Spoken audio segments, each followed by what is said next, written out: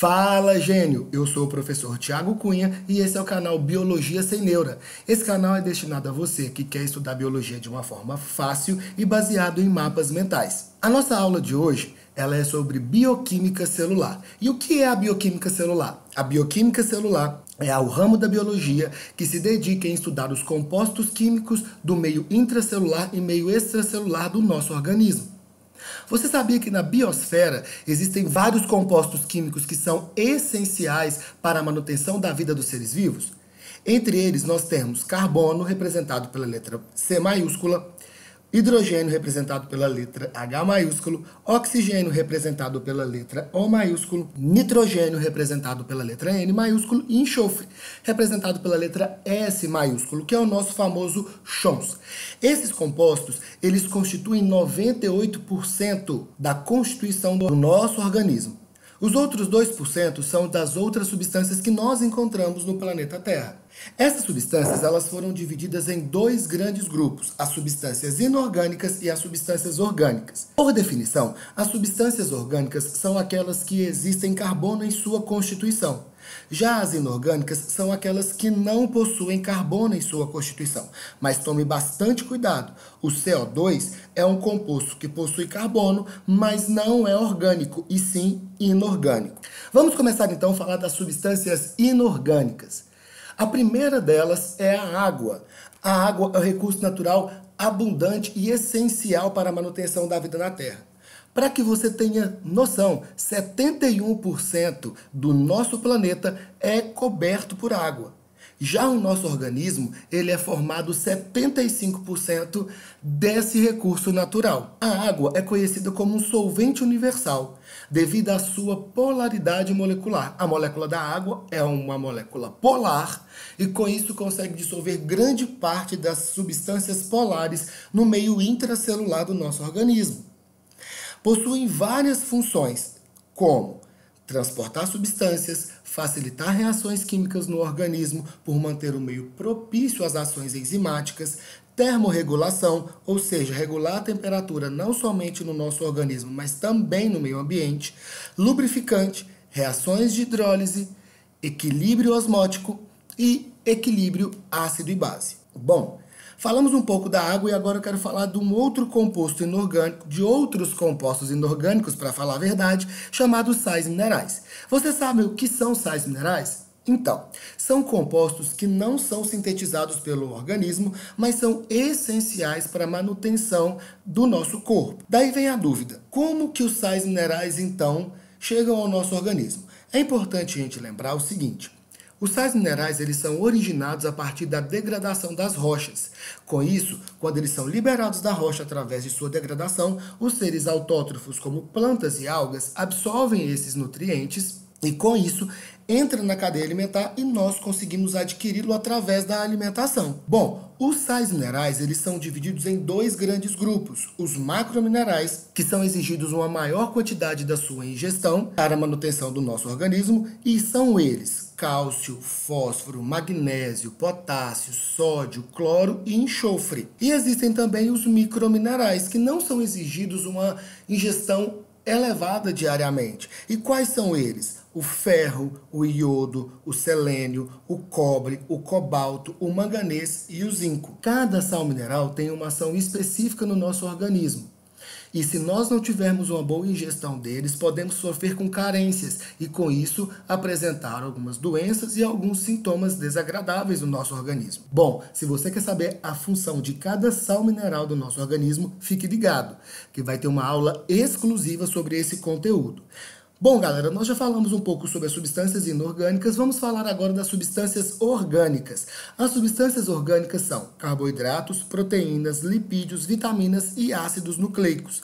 Vamos começar com a nossa primeira substância orgânica, que são os carboidratos, que podem ser chamados também de hidratos de carbono ou simplesmente açúcares, que são encontrados em tubérculos, como por exemplo a batata inglesa, o inhame, o cará. Podem ser encontrados também em raízes tuberosas, como a batata doce, como a mandioca, cenoura, beterraba. Podemos encontrar também em frutos, pães, entre outros. Suas principais funções são energética, como é o caso da glicose, que entra no nosso metabolismo energético lá na mitocôndria para gerar energia para o nosso organismo. Reserva energética, como é o caso do glicogênio, que ficam armazenados nos nossos músculos e no fígado. E função estrutural, como é o caso da celulose, que constitui a parede celular das plantas e das algas, e a quitina, que constitui a parede celular dos fungos e os exoesqueletos de artrópodes. Nossa próxima substância orgânica são as proteínas, que possuem várias funções para o nosso corpo. Podem ser encontradas em carnes, ovos, leites e alguns vegetais, como feijão, lentilha, grão de bico, soja. As proteínas são polímeros de aminoácidos. E o que são aminoácidos? Aminoácidos são moléculas formadas por um carbono central, por um radical, um grupo amina e um ácido carboxílico. Quando esses aminoácidos se juntam formando o polímero, aí nós temos uma proteína. E essas proteínas, elas possuem funções como estrutural, como é o caso da queratina, energética, mas é bom lembrar que entre as moléculas energéticas do nosso corpo, a proteína sempre é de última escolha do nosso organismo, beleza? Temos função motora, como a actina e miosina, que existem nos nossos músculos, que fazem a contração muscular. Além disso, tem função hormonal, como é o caso da insulina e glucagon, que são produzidas pelo nosso pâncreas, e além disso, tem função de defesa, como é o caso dos anticorpos produzidos pelas nossas células de defesa. Não podemos esquecer da função catalisadora, que no caso são as enzimas, que aceleram as reações do nosso organismo. Falamos um pouco de proteínas, vamos falar agora um pouco de lipídios. Os lipídios são moléculas apolares. Sendo assim, elas não são dissolvidas em água, porque a água, vamos lembrar, é uma molécula polar. E para que os lipídios possam ser dissolvidos, eles necessitam de solventes apolares. Álcool, gasolina, clorofórmio. Podemos também colocar aí como questão o próprio sabão. Daí nós tiramos uma lição. Por isso é muito importante lavar periodicamente as mãos ou passar álcool em gel. Quando nós realizamos essas ações, essas substâncias dissolvem, então, o envelope lipídico que existe na camada mais externa do vírus e esse vírus, então, não consegue mais entrar no meu organismo.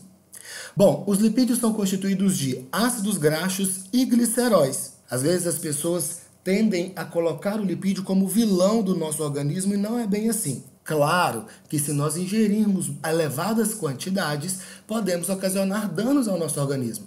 Porém, os lipídios têm muitas funções importantes. Primeira delas, reserva energética, como é o caso dos triglicerídeos encontrados nos nossos adipócitos. Além disso, isolante térmico e isolante elétrico. O lipídio também tem função estrutural, como podemos perceber os fosfolipídios das membranas celulares do nosso corpo. Além disso, tem função hormonal, na síntese de hormônios sexuais, impermeabilizantes, que é o caso das ceras, e carregadoras. Como assim carregadoras? Os lipídios auxiliam na absorção e no armazenamento de vitaminas lipossolúveis. Já que nós citamos vitaminas lipossolúveis, vamos falar dessa substância orgânica agora? As vitaminas são compostos que possuem grupo amina, por isso do nome, vitamina. Amina vital. Elas são divididas em dois grandes grupos. Vitaminas hidrossolúveis, que são solúveis em água. Elas possuem grupos OH na sua constituição, que tem grande afinidade com a água.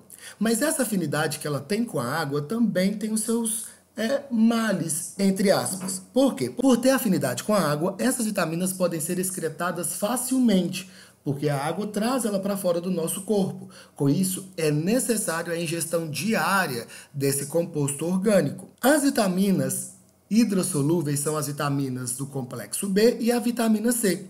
Já as vitaminas lipossolúveis, elas não possuem grupo OH, com isso elas não têm muita afinidade com a água, tendo mais afinidades com lipídios. E quais são essas vitaminas? Vitamina A, D, E e K. Por não ser facilmente excretada, não há necessidade da ingestão diária delas. Bom, vamos para a nossa última substância orgânica, e essa última substância orgânica são os ácidos nucleicos. Os ácidos nucleicos são compostos formados por nucleotídeos. E o que são nucleotídeos? Nucleotídeos são componentes do nosso corpo que são formados por 3 moléculas: uma pentose, um grupo fosfato e bases nitrogenadas. E essas bases nitrogenadas são de 5 tipos: adenina, timina, guanina, citosina e uracila, sendo que essa uracila é comum apenas no RNA. Os ácidos nucleicos são RNA, que é o ácido ribonucleico, e o DNA, que é o ácido desoxirribonucleico.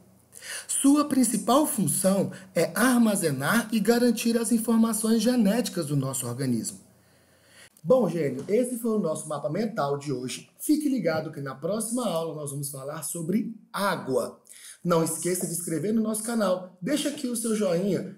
Também ative o sininho para que cheguem notificações até você. Galera, não podemos esquecer. Chame seus amigos. Vamos aumentar essa nação biológica. Até a próxima, se Deus quiser. Um grande beijo. Tchau!